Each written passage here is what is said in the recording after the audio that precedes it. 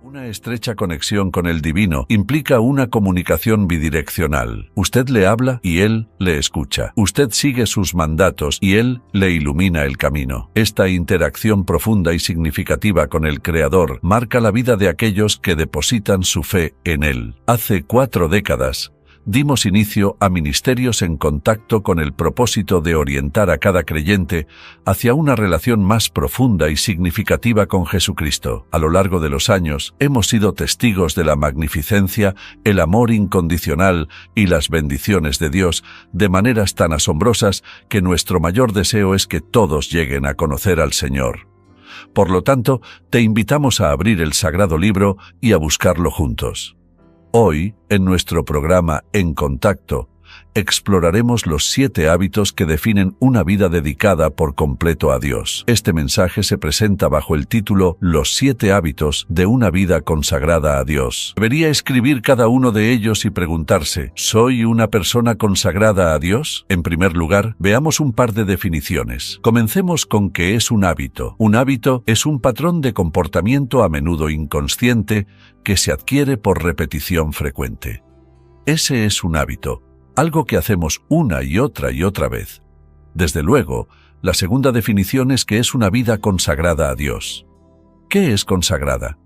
Es una vida que ya no busca satisfacción propia mediante un estilo de vida pecaminoso, sino que se ha entregado a Dios y a su voluntad en su vida. En otras palabras, diríamos que esa es una vida santificada, no perfecta. No quiere decir que nunca peque, sino significa una vida rendida por completo a Dios. Así pues, deseo darle 7 hábitos que todo creyente debe hacer parte de su vida, y el primero es este. El primer hábito es una vida de oración. Uno de mis pasajes favoritos, en Marcos, capítulo 1, cuando los discípulos nunca entendieron esto del todo, pero dice la Biblia en Marcos 1:35, levantándose, muy de mañana, siendo aún muy oscuro, salió y se fue a un lugar desierto, y allí oraba.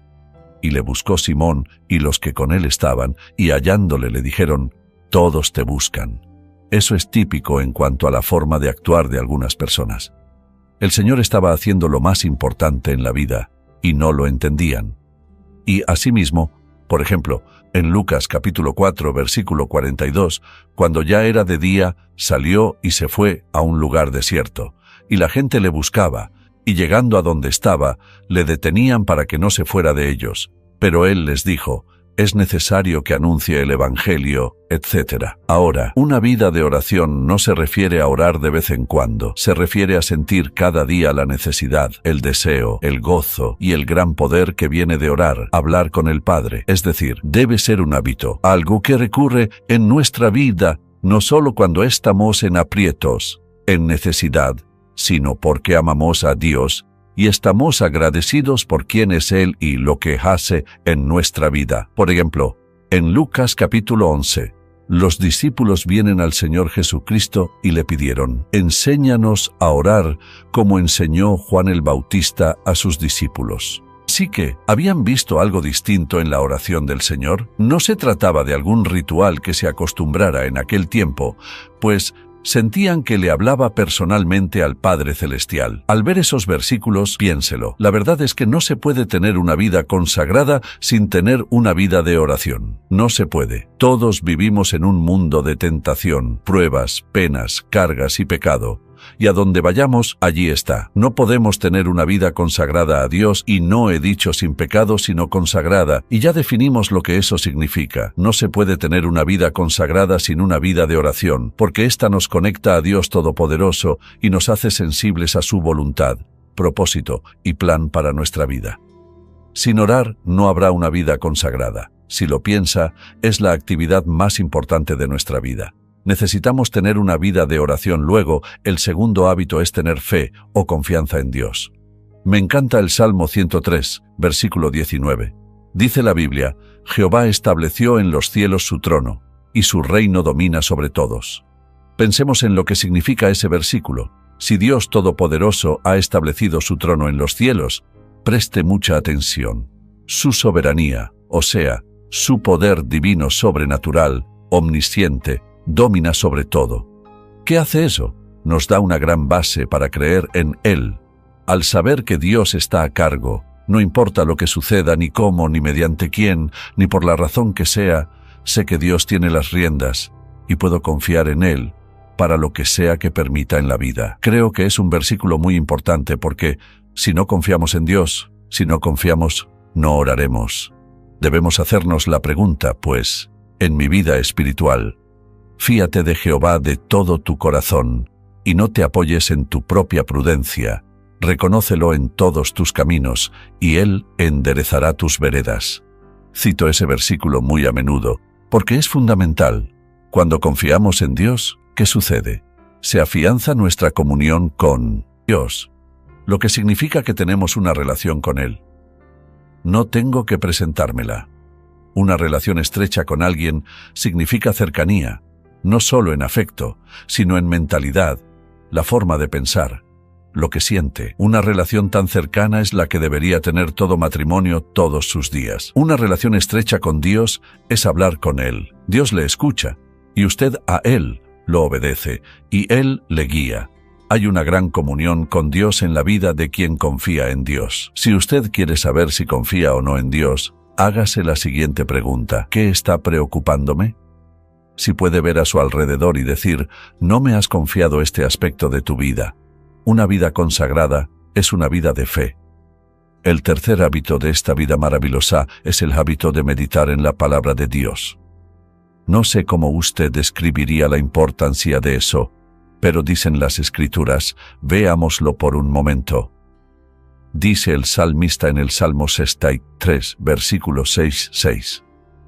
Cuando me acuerde de ti en mi lecho, cuando medite en ti en las vigilias de la noche, porque has sido mi socorro, y así en la sombra de tus alas me regocijaré. Está mi alma apegada a ti, tu diestra me ha sostenido. ¿Qué significa meditar? Significa leerla, pensar en lo que dice, examinar mi corazón a la luz de lo que Dios dice, hacerle cualquier pregunta que tengamos, rendirle lo que sea que nos traiga a la mente. Al meditar en Dios pasa lo siguiente. La meditación es como verse en un espejo, pero también es ver más allá del espejo. Es decir, veo lo que ve Dios y veo más allá, y lo veo a Él. Mi atención se centra en Dios. Cuando nos concentramos en Dios, sucede esto. Las preocupaciones desvanecen, los problemas se disipan, nuestra mente ya no está contaminada con toda clase de asuntos que no nos hacen bien. La meditación es parte esencial de una vida consagrada a Dios. Donde no hay meditación, no habrá consagración a Dios. No es posible. Piense en la mañana al despertarse. ¿Cuánto del mundo embarga su mente? Tiene que vestirse, claro, desayunar, ir al auto y manejar por la autopista o donde sea, y llegar al trabajo tan pronto lo haga. Cotorreo, parroteo todo el día. El teclado vuela todo el día y su mente se llena. Luego tiene que volver a su auto, volver a la autopista, a batallar en el tráfico otra vez hasta llegar a casa. Al llegar se cambia de ropa, medio se relaja y luego la cena. Puedo llenar su día sin siquiera conocerle, porque eso es lo que hacemos. ¿Y dónde está Dios? ¿Dónde está su tiempo a solas con Dios? Lo que lleva a una vida consagrada es el tiempo a solas con Dios. Anhelarlo, meditar en Él. Luego hay un cuarto hábito, uno muy importante, y el que me escucha mencionar siempre, obedecer a Dios. Y quisiera leer en Deuteronomio 27, en el Antiguo Testamento, porque lo dice tan claro en el capítulo 27, versículo 10. Dios habla mediante Moisés, fue lo que declaró. Oirás, pues, la voz de Jehová tu Dios, y cumplirás sus mandamientos y sus estatutos que yo te ordeno hoy. Luego, en el capítulo 28, versículo 1, acontecerá, escuche esto, que si oyeres atentamente. ¿Qué significa eso con cuidado? Atentamente la voz de Jehová tu Dios para guardar y poner por obra todos sus mandamientos, que yo te prescribo hoy. También, Jehová tú, Dios te exaltará sobre todas las naciones de la tierra. Hablaba de Israel. Pongámonos en esa situación. Cuando obedecemos a Dios, piensen esto, andamos a un nivel más alto. Piensen cómo vive el mundo. Con toda clase de pensamientos viles, ocupados y atareados sin tiempo para Dios, hemos decidido seguir a Cristo, y seguirlo significa vivir a un nivel más alto. No significa menospreciar a otros, solo quiere decir que hemos decidido regirnos por una norma más alta que la del mundo. No significa que seamos mejores que nadie, pero quiere decir que nuestro estilo de vida es mejor que el del mundo. Pregúntese, ¿en realidad tengo un hábito de orar, confiar y meditar en la palabra de Dios? ¿Acaso sería considerado un hijo obediente de Dios? ¿Cuántas veces lo ha dicho, y puedo decirlo, la forma más sabia de vivir es obedezcamos a Dios y dejemos las consecuencias en sus manos? ¿Eso lo haré solo si tengo una vida de oración? ¿Solo si confío en Dios? Solo de hacerlo. Estos son hábitos sencillos que hacen que nuestra vida sea lo que Dios quiere que sea. Mire, no hay nada que pueda impedir que obedezcamos y practiquemos estos 7 hábitos, nada, salvo que tomemos esa decisión. Mire, tenemos que decidir ciertas cosas. Tenemos que escoger entre seguir a otros o a Dios. Tener esto o a Dios, esta hacenda o la de Dios. La razón por la que menciono 7 hábitos es porque, recuerde lo que dije, un hábito es un patrón de comportamiento a menudo inconsciente que se adquiere por repetición frecuente. Algo que hagamos de forma continua, y todo lo que he mencionado podemos hacerlo. La razón por la que no lo hacemos es por pensar que no es importante. Mire, la razón por la cual no tenemos hábitos sagrados, maravillosos, impactantes, edificantes, es porque escogimos la senda del mundo. No importa quién sea, ni cuán dotado, ni cuán adinerado, ni cuán sabio se crea, ni cuánta educación tenga, no puede tener una vida consagrada, la mejor vida, sin poner en práctica estos 7 hábitos. Ahora, ¿cuál es el quinto? El quinto hábito es depender del Espíritu Santo. Recuerda lo que les dijo Jesús a sus discípulos: siéntense a esperar en Jerusalén hasta que sean investidos, o sea, hasta que el Espíritu Santo venga a sus vidas, y al hacerlo, estarán listos para hacer lo que les he encomendado. Así que le he dado varios pasajes, algunos ya los conoces, quizás otros no, pero en Efesios 5 recordará lo que dice la Biblia en este pasaje en particular. Veamos el versículo 18. Dice así: no os embriaguéis con vino, en lo cual hay disolución, antes bien sed llenos del Espíritu. Mire, si tomara una jarra con 1/4 de litro, la colocara aquí y la llenara de agua hasta la mitad, diría que solo está medio llena. Solo estaría llena cuando llegue al tope, hasta el borde. El verbo que usa aquí el original griego, ser lleno, significa algo continuo en la vida. En la mañana, al despertar en medio de nuestra oración, o al meditar aún antes de levantarnos, deberíamos decir: Señor, quiero que me llenes de tu Espíritu hoy. Eso significa, Jesucristo les dijo a sus discípulos en Lucas, que antes de que hicieran lo que les habían comandado, que esperaran en la ciudad de Jerusalén hasta que viniera sobre ellos el Espíritu Santo, por la sencilla razón de que no están preparados para hacer lo que les ha encomendado. Sin la presencia del Espíritu Santo, quien les dará poder, Él les facultará, les enseñará, les dará guía y dirección para cumplir el llamado que les ha dado. Ahora la mayoría de la gente no tiene ni idea de quién es el Espíritu Santo. ¿Cómo? Seguidores de Cristo, creyentes en Cristo, la aceptamos para recibir salvación. Somos morada de la tercera persona de la Trinidad, que es el Espíritu Santo. Cuando decidimos desobedecer a Dios, decidimos pecar contra el Espíritu Santo, quien mora en nosotros, a quien Dios envió a nuestras vidas para ayudarnos a llevar a cabo, a lograr lo que sea que Dios nos tenga reservado en la vida. Nunca estamos solos. Somos morada de Dios, del Espíritu Santo, quien nos faculta, nos ayuda, nos alienta, nos fortalece, nos sana, y más, está allí porque necesitamos a Dios en nuestra vida y Él lo sabía. Desde luego, hay un sexto, que es dar a Dios y a otros.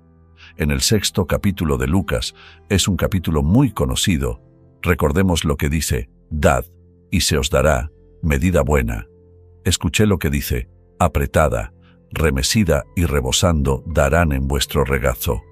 Porque, con la misma medida con que medís, os volverán a medir. Cuando pienso en darle a Dios, mi ejemplo favorito es este, y estaba recordándolo anoche. Mi primera maestra de escuela dominical todos los domingos, y recordó las siglas de varios colores, verde, rojo, amarillo, azul, etc. La maestra de la escuela dominical no recordó su estatura, pero en aquel entonces me parecía de 3 metros cuando estaba sentado. Tenía el cabello negro, nadaba dulce y maravillosa, y llegó el momento de recoger la ofrenda. Recuerdo que mi madre siempre me daba unos cuantos centavos para darlos. Nunca me dejaba ir sin nada que dar. Así que, antes de saber contar, mi madre me enseñó a darle a Dios. En mi primer empleo repartidor de periódicos, ganaba $4 a la semana. Estaba agradecido de Dios y pensaba, no puedo darle monedas. Le di $1, que era el 25%. Nunca pensé en eso, solo pensaba en lo que recibiría Dios. Después de eso, tuve una ruta de periódicos que pagaba $16 a la semana y le daba a Dios más del diezmo. Luego, toda mi vida nunca he dado solo el diezmo, nunca. Por la sencilla razón que aprendí desde muy joven que no podemos superar a Dios en generosidad. Segundo, mucha atención. Ni siquiera podemos predecir lo que necesitaremos. Y si no podemos predecirlo, ¿cómo pues nos encargaremos de todo eso? Si ofrendamos a Dios y confiamos en que hará justo lo que prometió. Le di un sencillo ejemplo que muchos han escuchado antes porque fue algo que impactó mucho mi vida. Así que debemos preguntarnos, ¿será este uno de los hábitos en mi vida? La vida dice que Dios ama al dador alegre. Si Él ama al dador alegre, ¿qué de aquellos que son avaros quienes no dan a Dios?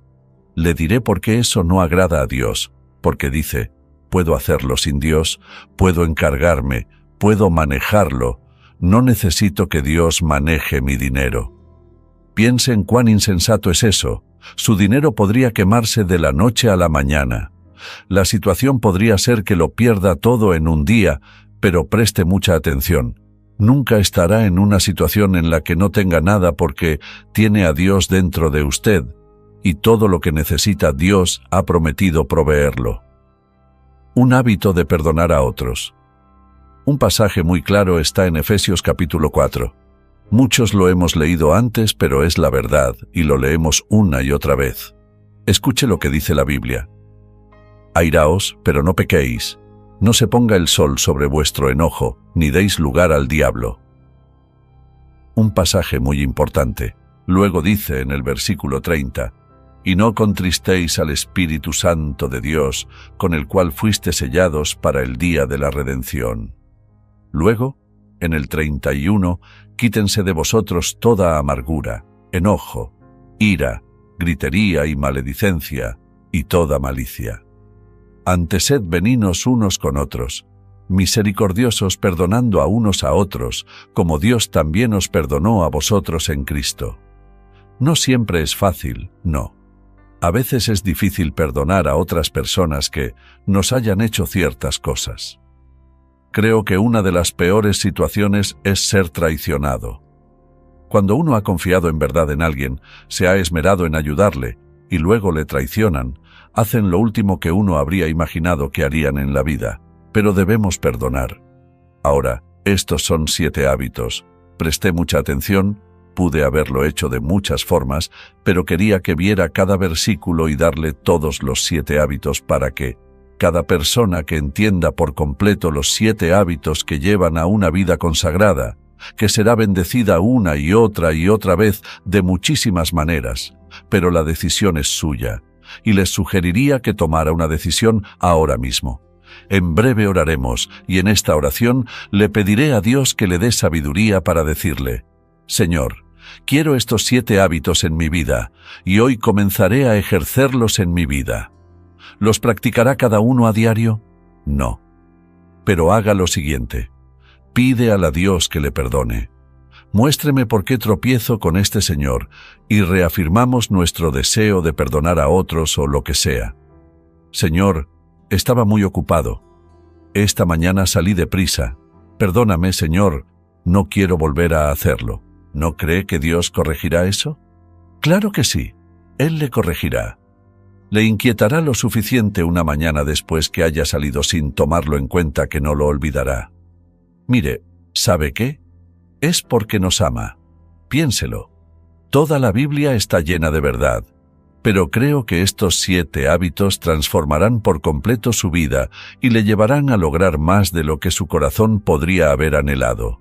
Ahora, si hoy está aquí y no es creyente y no es salvo, no ha aceptado a Cristo como su Salvador, entiendo que quizás no se aplique esto a su caso. Pero permítame decirle esto, nunca podrá entender ni disfrutar la vida a plenitud hasta que no se entregue a Cristo. Porque nunca podemos perder al entregarnos a Cristo, nunca. Dirá pues, ¿qué tengo que hacer? Debe pedirle al Señor que perdone su pecado, no porque lo merezca, sino porque Él fue a la cruz. Murió en la cruz, dio su sangre por usted, pagó toda su deuda de pecado, dice la Biblia, y al pedirle perdón a Dios por lo que ha hecho por usted, pagó su deuda, Dios le perdona y le hace uno de sus hijos. Luego comenzará a practicar estos 7 hábitos. ¡Qué vida tan maravillosa tiene por delante! Y espero que lo haga. Padre, te amamos, te alabamos y te agradecemos por tu palabra desde Génesis hasta el último versículo de Apocalipsis. Hoy te pedimos que nos des sabiduría para reconocer que con estos 7 hábitos todo lo demás cobrará sentido. Y quebramos la puerta a tus mejores bendiciones. Te pido hoy por alguien que no es salvo, que no te ha aceptado como su Salvador, que esté dispuesto a pedirte perdón por sus pecados, a creer que Cristo fue a la cruz y pagó toda nuestra deuda, al confiar en su muerte en el Calvario, al derramar su sangre. Esa confesión y arrepentimiento traen salvación. Después de la salvación, que desarrollemos estos 7 hábitos transformadores en nuestra vida. Señor, te pido por todos nosotros, y que limpie su corazón y rinda su vida a ti ahora mismo. Te damos gracias, en el nombre de Jesús. Amén. Ha sido de bendición para usted. Por favor, visite encontacto.org. ¿Estás casi listo? Sí, papá. No te olvides de llamarnos cuando llegues. No, papá. Tengo algo más que quiero que te lleves. Hijo, esto es lo más importante que puedo darte. Dios solo quiere lo mejor para ti. Quiere que pases tiempo con Él todos los días. Así lo haré, te lo prometo. Estoy muy orgulloso de ti. El Señor dice, te haré entender y te enseñaré el camino en que debes andar. Aprenda a escuchar, seguir y obedecer el plan perfecto de Dios. Dios nos ama tanto que ese amor nos mantiene en el camino correcto. Si usted escucha las mentiras de Satanás, él siempre le dirá, este es el camino más fácil. La pregunta central que enfrentamos es, ¿cómo podemos tomar la mejor decisión? ¿Cómo discernir la elección más sabia? Su amor inmenso por nosotros guía nuestra